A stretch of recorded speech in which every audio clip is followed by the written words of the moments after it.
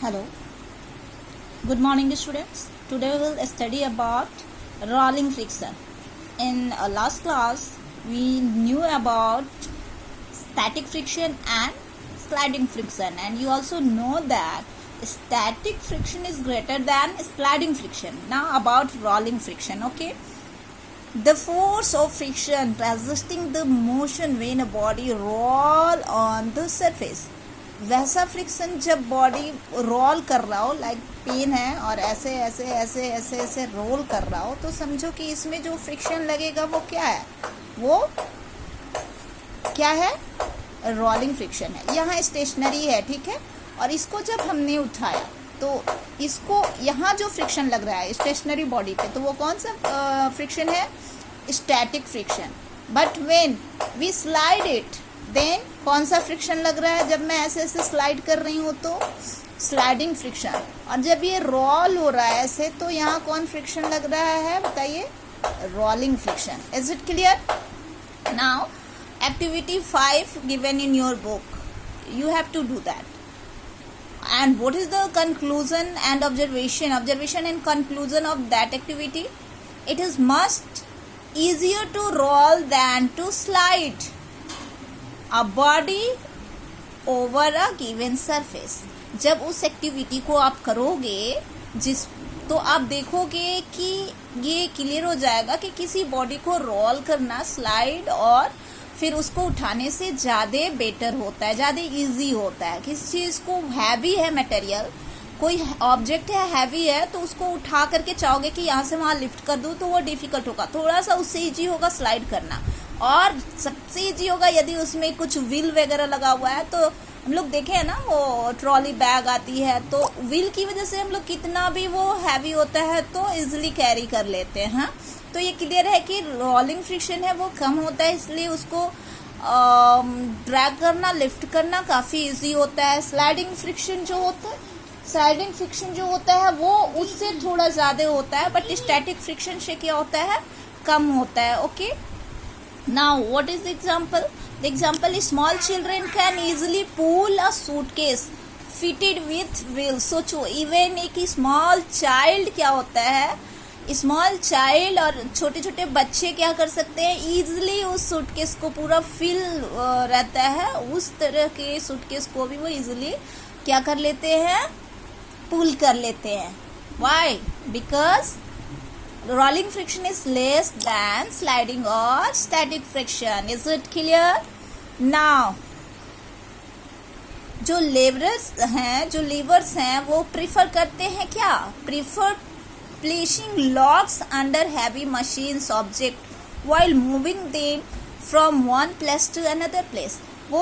वो मशीन को एक जगह से दूसरे जगह ले जाने के लिए क्या करते हैं, नीचे पहले करते थे लॉग लकड़ी का जो होता है ना, लट्ठा, उसको रखते थे और उसको क्या करते थे, उसके हेल्प से वो एक जगह से दूसरे जगह ले जाते थे.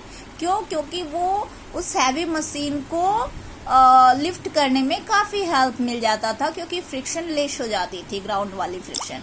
सो we can say that rolling friction is less than sliding friction, and finally rolling friction is less than sliding friction is less than static friction.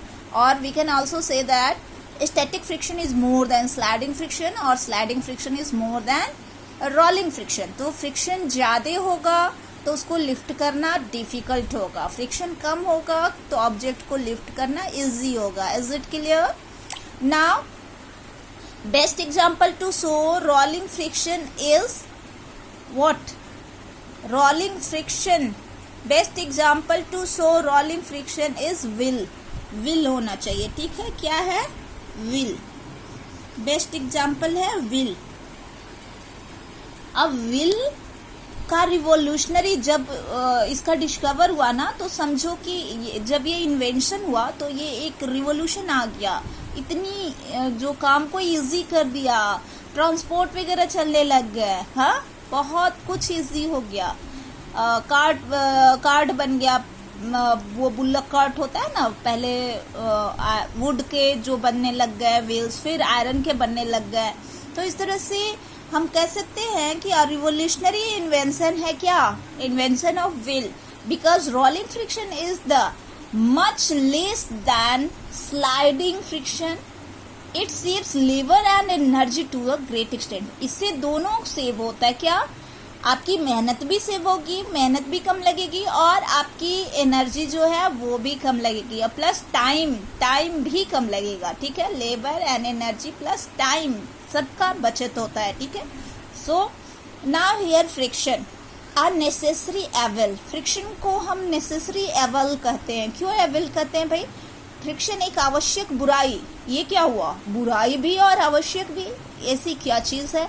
हम लोग देखिए, इट मीन्स ये हमारे लिए हेल्पफुल भी है और हमारे लिए हार्मफुल भी है। इससे हमें जहाँ बेनिफिट है कुछ लॉस भी होगा, तभी ये नेसेसरी एविल हम कह सकते हैं, ठीक है। In same cases friction is useful and necessary, in other cases friction causes a wastage of energy and damage moving parts of machine. इसी की वजह से क्या होता है, मशीन पार्ट्स क्या हो जाते हैं, डैमेज हो जाते हैं। वियरिंग एंड टियरिंग का जो मेन कॉज है वो क्या है, हमारा फ्रिक्शन। तो आज हम लोग आज की क्लास में देखेंगे क्या, फ्रिक्शन नेसेसिटी, कैसे ये हमारे लिए यूजफुल है, और नेक्स्ट क्लास में पढ़ेंगे फ्रिक्शन एंड एविल, ठीक है। तो आप देखो, वॉकिंग ऑन द ग्राउंड, यदि हम लोग चल रहे हैं तो वो ड्यू टू फ्रिक्शन, नहीं तो कब के स्लिप कर जाते, खड़े होते स्लिप हो जाते। तो ये ग्राउंड के द्वारा जो फ्रिक्शन लग रहा है ना, उसी की वजह से हम लोग खड़े हो पाते हैं, ठीक है। क्योंकि आप लोग देखे हो, जब ग्राउंड पे ऑयल आ जाता है तो वहां पर क्या होता है, थोड़ा फ्रिक्शन कम हो जाता है और हम लोग इजिली चल नहीं पाते हैं। ऐसा देखो ना, या सोप वाटर आ जाए या कुछ ऐसा आ जाए, क्योंकि इरेगुलरिटीज वहां पे फिर खत्म हो जाती है, लॉगिंग नहीं रह जाती है हमारे स्लीपर और ग्राउंड के बीच में, तो वहाँ फ्रिक्शन रहती है लेकिन बहुत कम हो जाती है, इसलिए हम लोग स्लिप कर जाते हैं। इसलिए फ्रिक्शन जरूरी है आपको चलने के लिए, आपको खड़े होने के लिए।